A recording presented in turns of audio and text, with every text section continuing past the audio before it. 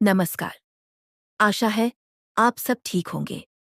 जैसा कि आप जानते हैं, हम भगवान शिव के ज्योतिर्लिंगों के बारे में चर्चा कर रहे हैं और आज हम बात करेंगे भीमाशंकर ज्योतिर्लिंग की। भीमाशंकर ज्योतिर्लिंग भारत के 12 ज्योतिर्लिंगों में से एक है। तो शुरुआत करते हैं। हर हर महादेव। जाने कैसे हुई भीमाशंकर ज्योतिर्लिंग की स्थापना। आज हम स्वयंभू शिव शंकर के छठ पहला ज्योतिर्लिंग की बात करेंगे।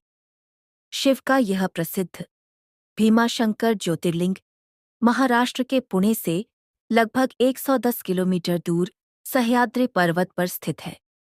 इस मंदिर में स्थित शिवलिंग काफी बड़ा और मोटा है। इसी के चलते यह मंदिर मोटेश्वर महादेव के नाम से भी विख्यात है।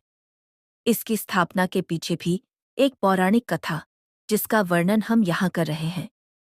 चलो जानते हैं कैसे स्थापित हुआ भीमाशंकर ज्योतिर्लिंग। इस ज्योतिर्लिंग का वर्णन शिव पुराण में किया गया है।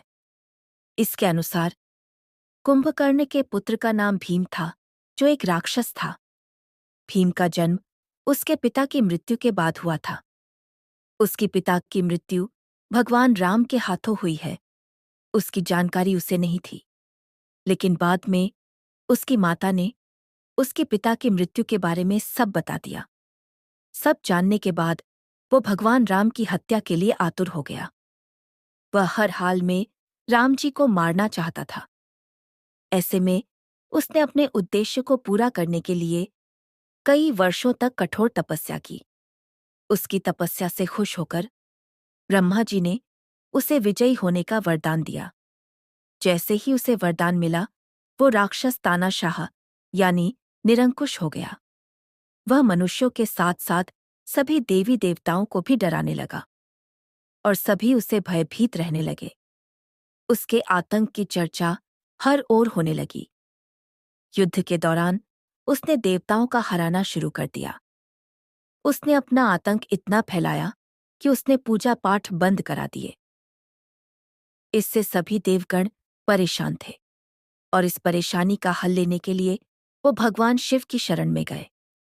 शिवजी ने उन्हें आश्वासन दिया कि वो इस समस्या का हल निकालेंगे। शिवजी ने राक्षस से युद्ध करने का निर्णय लिया। इस युद्ध में शिवजी ने भीम राक्षस को हरा दिया और उसे राख कर दिया।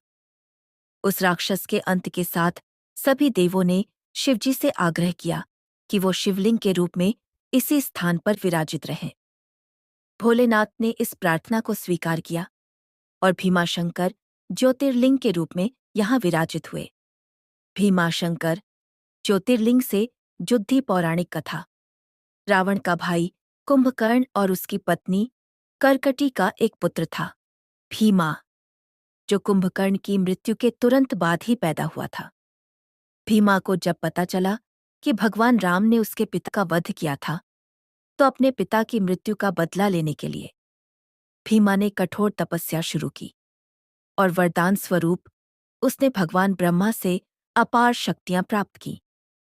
ब्रह्मा के वरदान से वह अजेय हो गया और देवताओं को कष्ट देने लगा। भीमा ने अपनी शक्ति के अहंकार में आकर पृथ्वी पर अत्याचार करना शुरू कर दिया। उसने कई ऋषियों और साधु संतों को परेशान किया।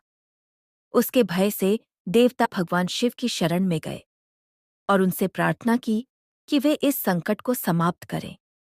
भीमा ने एक समय एक स्थान पर बहुत उत्पात मचाया, जहां भक्त शिव की उपासना कर रहे थे।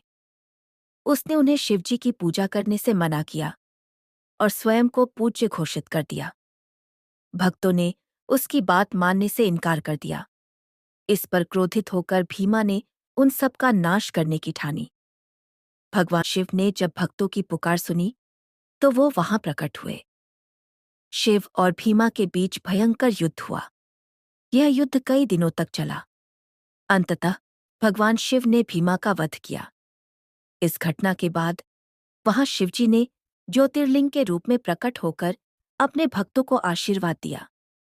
यह स्थान भीमाशंकर ज्योतिर्लिंग के नाम से प्रसिद्ध हुआ। भीमाशंकर ज्योतिर्लिंग का महत्व। भीमाशंकर ज्योतिर्लिंग को 12 ज्योतिर्लिंगों में से एक माना जाता है। यह स्थल पुणे, महाराष्ट्र के सह्याद्री पर्वत श्रृंखला में स्थित है।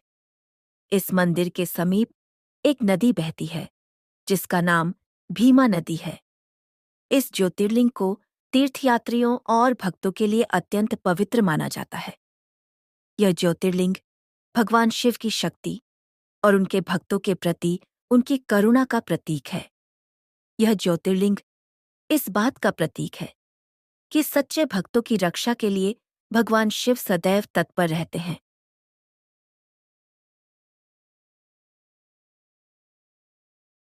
देखने के लिए बहुत बहुत धन्यवाद और अगले वीडियो के लिए लाइक, सब्सक्राइब और बेल आइकन दबाना न भूलें। धन्यवाद।